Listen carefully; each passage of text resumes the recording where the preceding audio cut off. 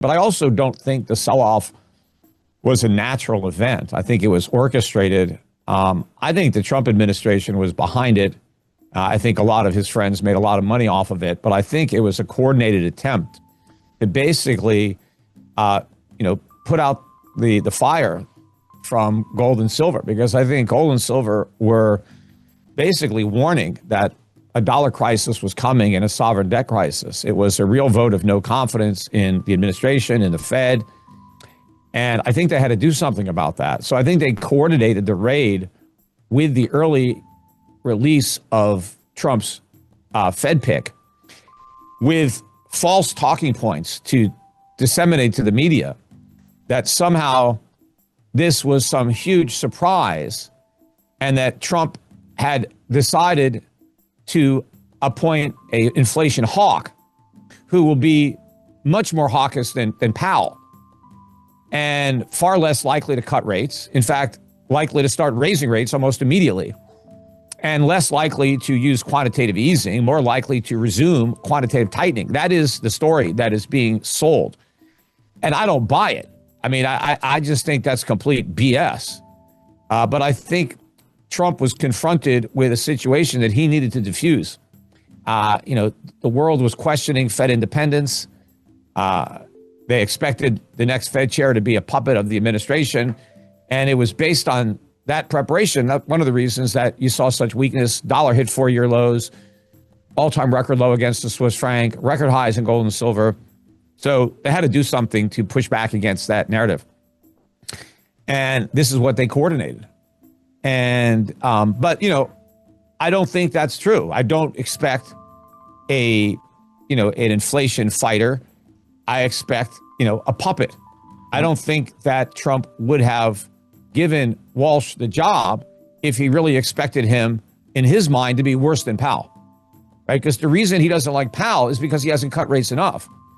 This guy, may even raise rates the way he's being portrayed.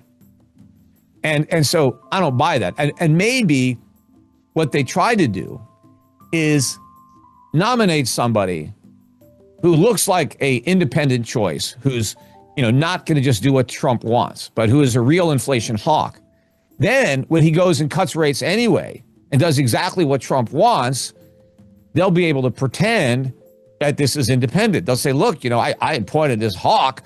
If he's cutting rates, it must be economically justified. I mean, there's no political pressure here, right? I didn't appoint one of my guys. I appointed somebody who is, a hard money guy. And so I think that's part of the plan, right? To try to make it look like he's exercising his own judgment instead of just doing what Trump wants. Mm-hmm. So, but at the end of the day, I think the momentum out of the dollar into gold and the silver is going to continue. It may be slowed down. In fact, it was slowed down by this, but it's not going to be stopped. The only question is, how long will, people be afraid to buy gold and silver because they're worried about this happening again. But it also is possible that now that we've got this big decline out of the way, people may feel more comfortable buying, thinking that, okay, it's already happened. Now I can step in. Obviously, buying silver at 76 is a lot more appealing than buying it at 126 or 121 where it got to. Mm-hmm. And, buying gold at 4,600 is better than 5,600, Do you think that the role of gold through the Fed's eyes has changed over the last 20 years, and especially, let's say, in the last 3 to 5 years with all the central bank it's buying? Definitely changed from what the chair is willing to admit publicly, because you never know, what's going on behind the scenes. And, Jack Nicholson and a few good men, he's not telling the truth because he knows that the public can't handle the truth. And so the same might be true with Powell. But when Greenspan was Fed chair, he specifically said that he followed gold as his main indicator, and it was a market mechanism to let him know if the decisions they were making were correct. So if the gold price was moving higher above 400, that told Greenspan that we're too loose and we need to tighten up. if gold went below 300, that would be the market saying you're too tight. You need to ease, right? And he said that this, in a way, was a de facto gold standard because gold was the barometer that he was using to guide him in his decisions. Now, Powell just said the other way, the Fed doesn't care about gold. Couldn't care less what happens to it. It's meaningless. Mm-hmm. And so the point I made on X is, well, who's right? Because they both had the job of Fed chair. So was Greenspan completely wrong?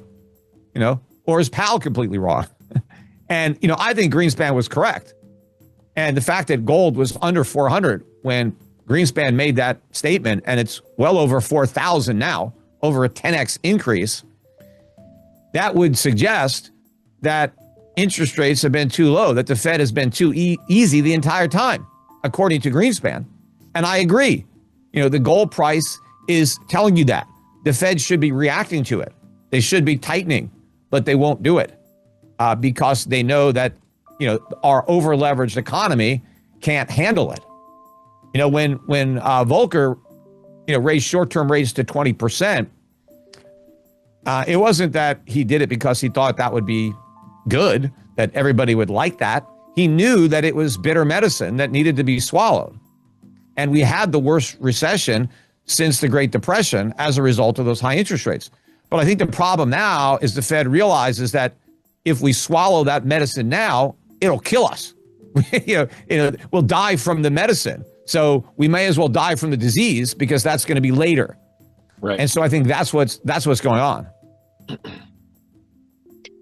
What are some of the other indicators, economic indicators, do you think that are pointing out the, let's say, acuteness of this disease at this point?